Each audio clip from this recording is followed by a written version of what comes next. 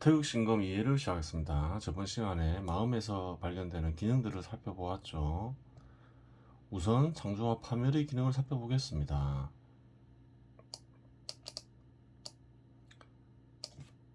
창조와 파멸의 기능이 마음속에 존재하니 창조와 파멸의 기능을 수행하는 근원이 있어야 합니다. 그렇죠.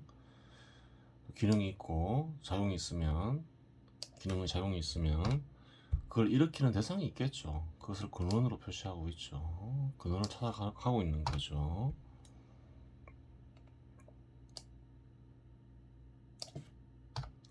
마음에 있는 존재이기에 보이지는 않으나 앞에서 언급하였듯이 창조와 파멸은 이 세상에 존재하는 변화하는 모든 것에 예외 없이 발생하는 것으로서 그러한 작용을 수행하는 존재를 절대자라고 하였습니다. 그래요. 섭리에 바탕하여 창조와 파멸을 일으키는 존재는 절대자이죠. 이는 무국에서 만물이 되는 과정을 살펴보면서 도출된 결론입니다. 기능을 일으키는 근원을 절대자라 규정하건 절대자가 창조와 파멸의 본능을 행한다고 하건 결국 그러한 기능은 절대자로 귀착되는 것입니다. 인간의 마음은 물질 형태로 존재하는 것이 아니니 절대자가 물질에 부여한 뜻인 불변의 양이 마음에 존재하는 것은 아닙니다. 그래요. 물질에 부여된 그래요. 절대자의 뜻이 마음에 부여되는 것은 아니겠죠. 다른 뜻이 부여되어 있겠죠. 따라서 절대자의 마음이 인간의 마음에 존재하는 것이 되니 이 마음을 자성불의 마음이라고 하건 성령의 마음이라고 하건 태열의 마음 하나의 어떤 가는 신의 마음이라고 하건 그러한 단어들은 표상인 것이고 창조와 파멸의 권능이 일어나고 있는 절대자의 마음이 인간의 정신의 한 영역을 차지하고 있는 것입니다. 그래요. 이 글을 쓸 당시에도 인간의 마음에 절대자의 마음이 감추어져 있음을 알고 있었던 것이지요.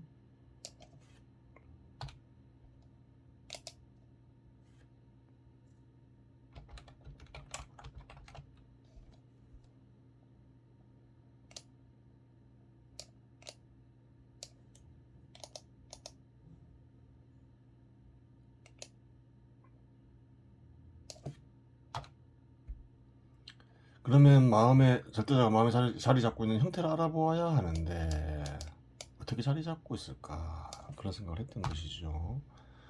인간의 마음의 형태가 무아에 나타나듯 그래요. 다양한 표상이나 관념이 무아는 마음이랬죠. 마음에 나타나죠. 절대자의 마음의 형태는 절대자의 무아에 절대적 구조 속에 배치된 절대적 개념들을 바탕으로 하여 절대자의 마음에 나타나는 것입니다. 그렇죠. 절대자의 마음에 무한 마음이죠. 하여 나타난 것입니다. 이렇게 쓰면 되겠죠. 이것은 실상 개념의 실체의 절반은 다 설명한 것입니다. 중력이나 자력 변화 같은 절대적 개념들을 인식하여 인간이 유용하게 사용할 수 있는 형태는 단지 절대자가 자기 자신이 지닌 부분적인 것을 인지 가능하고 이용 가능한 형태, 즉 언어나 수식이나 도형을 이용하여 의식을 매개로 하여 제공해 주었기 때문입니다.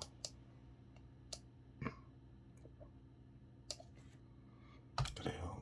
사람들은 섭리를 인식하고 사용할 수 있죠. 원래 섭리를 인식하고 사용하는 존재는 누군가요? 절대자이죠. 섭리를 인식하고 사용할 수 있는 이유는 뭔가요? 절대자가 인간의 마음에 감추어져 있고 절대자가 알려주는 것이지요. 그렇게 되는 거예요.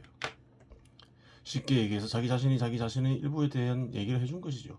이러한 것은 뜻으로 처음 형태를 갖추며 인간이 인식할 수 있는데 이를 선언적인 것 혹은 즉자적인 것 등으로 표현할 수도 있으나 여러 가지 철학적 용어를 붙일 수도 있겠죠. 있는 절대자에 대한 사고의 부재가 원인이 되어 표상된 표현이고 그래요. 원인이 되어 나타난 표현이고 엄밀히 얘기하자면 계시받은 것이 정확한 표현입니다. 주석이 있죠.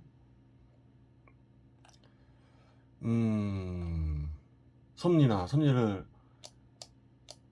사용하는 방법 이러한 것들을 절대자가 알려준다고 했는데 그러면 섭리를 인식하는 이들 중에도 무신론자가 많잖아요. 단순히 종교가 없는 게 아니라. 그 왜 그런가요? 섭리를 인식한다는 거는 그래요. 기본적으로는 섭리를 있게 하는 존재를 어느 정도 인정한다는 얘기죠. 섭리를 인정한다는 말은 그게 자연의 섭리건 사회의 섭리건. 그런데 섭리를 인식할 수 있는 거하고 또 섭리를 있게 하는 존재를 인식하는 것은 약간 좀 경지가 달라요. 그래요. 당연히 섭리를 바탕으로 섭리를 있게 하는 존재를 함께 인식하는 게 더 높은 경지겠죠. 더 높은 경지겠죠. 그래요. 보통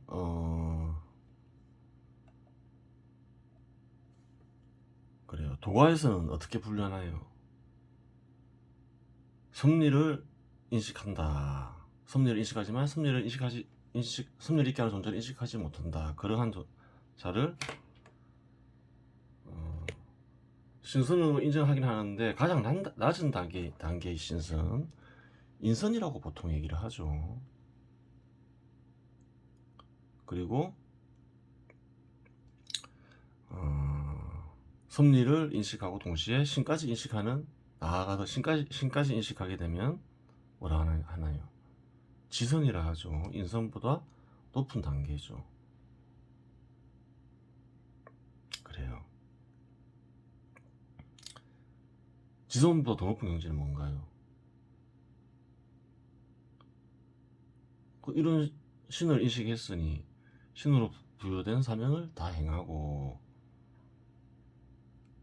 이제 마지막으로 이제 신의 뜻을 전하는 글을 남기죠. 보통 그것을 천서라 하죠. 현 시대에서는 말로 남길 수도 있죠. 녹취가 가능하니까. 그래, 자기 할 바를 다 하고 절대자의 뜻을 남겨놓고 세상에 모든 미련을 내려놓으면 이제 천선이 되는 거예요. 그렇게 되죠.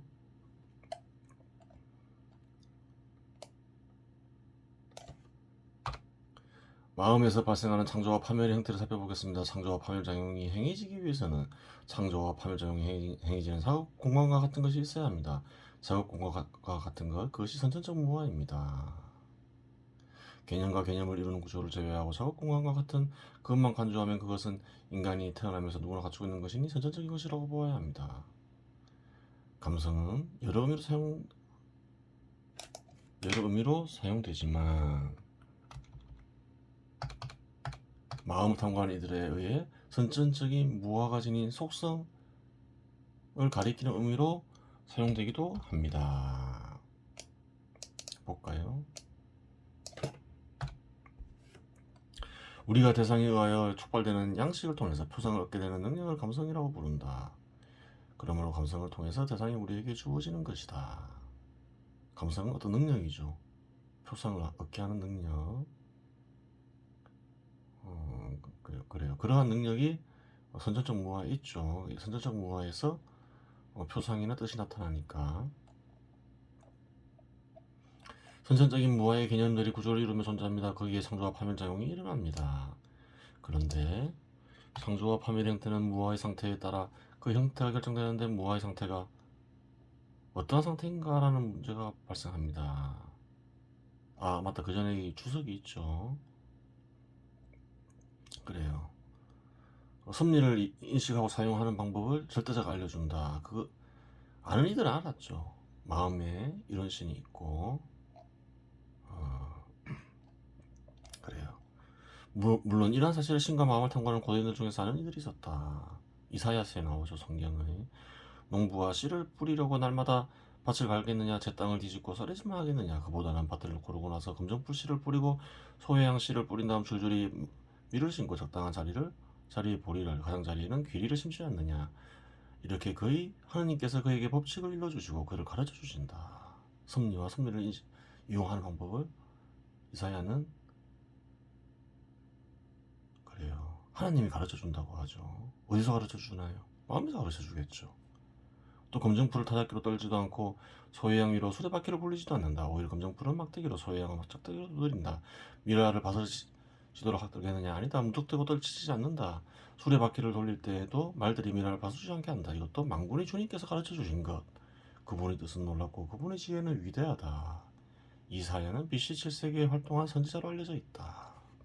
신과 마음을 연구하고 신의 뜻을 전하는 일을 그래요. 동북아시아에서는 진인이나 신선이나 불렀고 고대 이스라엘인들은 선지자로 불렀음을 알 수가 있죠. 그래요. 이들은 다 알았던 거예요. 세계 곳곳에서 만일 고체와 뭐라 했나요? 무아의 상태가 어떤 상태인가라는 문제가 발생합니다. 만일 고체와 유사한 상태라면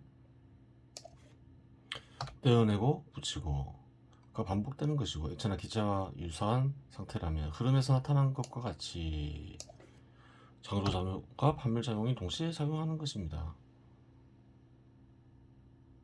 그런데 사유를 통해 나타나는 결과를 보면 무한한 고체 상태가 아니라 액체나 기체와 같은 상태라고 결론에 도달합니다.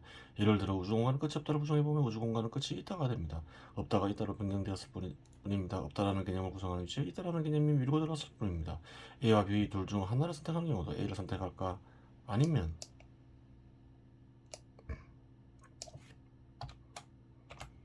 B를 선택할까라고 혼동할 때도 A와 B가 한 위치는 고정된 채 한 위치에 A가 나타났다가 B가 나타나기를 반복할 따름입니다. 밀려났다가 밀려 들어왔다 그런다는 거죠. 지금 마음에서 창조와 파멸 작용의 형태는 별도로 존재하는 것이 아니라 창조와 파멸 작용이 결합된 채 창조와 파멸이 동시에 행해지는 것입니다. 이러한 사정이 있고 이 이치를 명확히 모르고 마음에서 일어나는 작용을 설명하자고 하니 이해되지 않는 부분도 많고 듣는 사람도 이해가 되지 않는 것입니다. 이러한 관계를 퇴거신감에서는 부정하는 이성이나 규정하는 우성을 설정하지 않습니다. 인간의 마음에 감추어져 있는 절대자가 부정과 규정을 동시에 진행하는 것입니다. 그래요. 그러면서 그래요. 욕망을 이루면 진리나 진실에 도달하게 하는 것이죠. 이제 형태를 지닌 의지의 기능에 대해서 살펴보겠습니다. 음식을 먹고자 하는 것, 배설하고자 하는 것, 돈을 벌고자 하는 것, 권력을 얻고자 하는 것, 명예를 얻고자 하는 것, 진리를 얻고자 하는 것 등에는 공통적인 한 가지 형식이 확인됩니다. 바로 무언가를 하고자 하는 것이 바로 공통적으로 발견되는 형식입니다. 누구나 인간이라면 태어나서 지니고 있는 이 형식이 의지입니다. 뭔가를 하고자 하죠, 항상. 그러면 이 형식의 근원은 무엇인가 하는 부분입니다. 섭취나 배설을 하고자 하는 충동은 몸에서 발생하는 것이 근원이 되고 분화, 권력, 명예를 얻고자 하는 것은 경험으로부터 정립된 사회적 개념과 그래요. 사회적 개념과 사회생활을 통한 사회적 개념과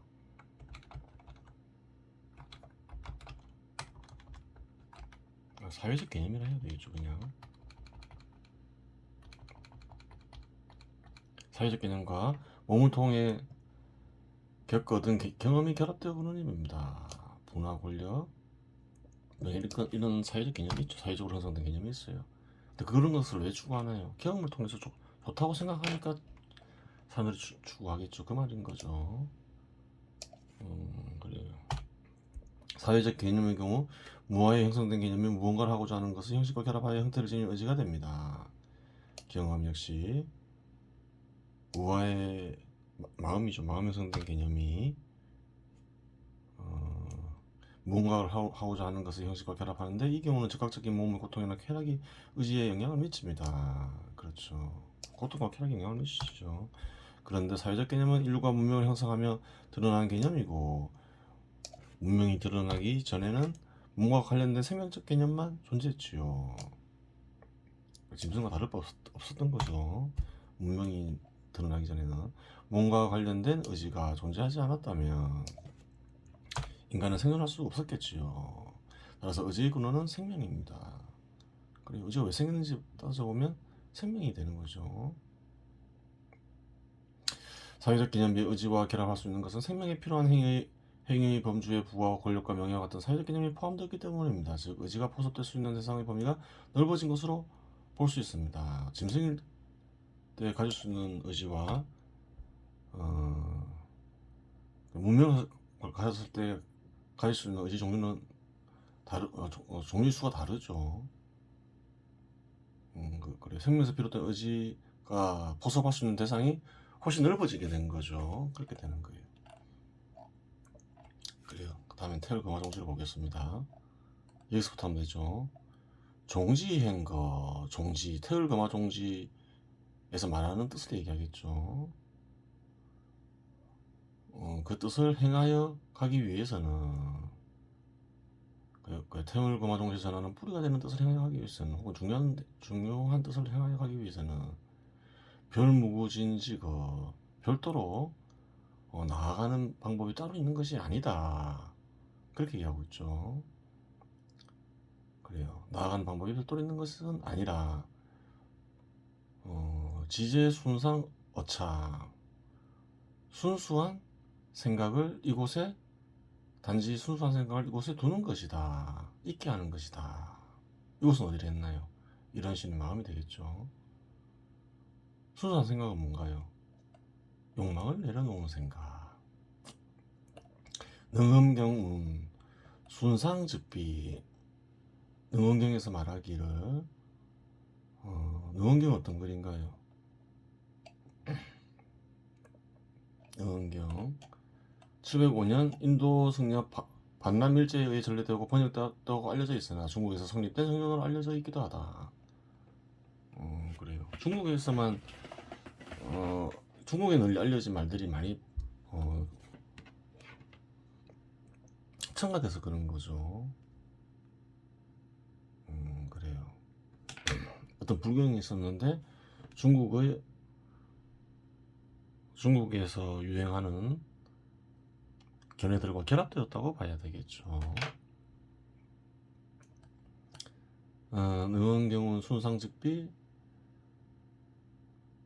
그래요. 순수한 생각이 날아오르며 필생천상 반드시 천상에 태어난다고 하였다. 이 말을 하는 이유가 있겠죠. 그 말이나 앞에서 언급한 말이랑 같다는 거죠. 천상은 이런 신의 마음을 가리키겠죠. 그래요. 순상즉비는 무슨 뜻인가요?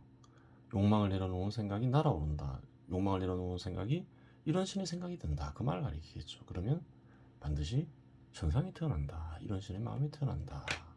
천비창장지 천냐. 하늘은 푸르고 푸르게 보이는 하늘이 아니다. 그렇죠.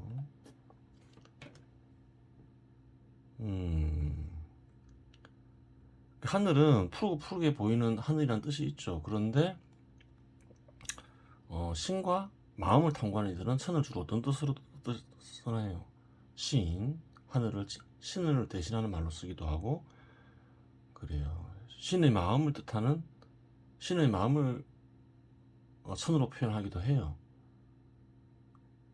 여기서 드러나죠. 그래서 앞에서 전심을 푸르고 푸르게 보이는 하늘의 마음이 아니라 했죠. 다른 뜻으로 쓰고 있기 때문에 그래요. 급생 신어 건궁시야. 살아있는 몸을 건궁 하늘의 공에 태어나게 한다 할 때 그 건궁에 해당하는 하늘이다. 그래요. 살아있는 몸은 뭘까? 죽어있는 몸도 있을까? 비유적 표현이죠. 비유적 죽어있는 몸은 뭔가요? 육체를 가리키죠. 살아있는 몸은 뭘까요? 영혼을 가리키겠죠. 영혼의 몸을 가리키겠죠. 오래도록 행하여 가면 저절로 몸 바깥에 몸이 있게 된다. 무슨 말인가요? 육체를 두게 가지게 된다는 얘기인가요? 그게 아니죠. 이것도 상징적인 표현이죠. 이런 신의 마음에 또 다른 영적인 몸을 지니게 된다. 그 얘기를 하고 있는 거예요. 참뜻 태열금화종지에서 전수한 방법을 행하기 위한 별도의 방법이 따로 있는 것은 아니다. 그저 욕망을 내려놓은 생각을 이런 신의 마음에 있게 하면 된다. 그리하면 그러한 생각은 이런 신의 생각이 되기 때문이다. 능엄경에서 말하길 순수한 생각이 만일 날아오르면 천상에 태어난다고 하였다. 순수한 생각이 날아온다는 말은 순수한 생각이 이런 신의 생각이 된다는 말이고 천상에 태어난다는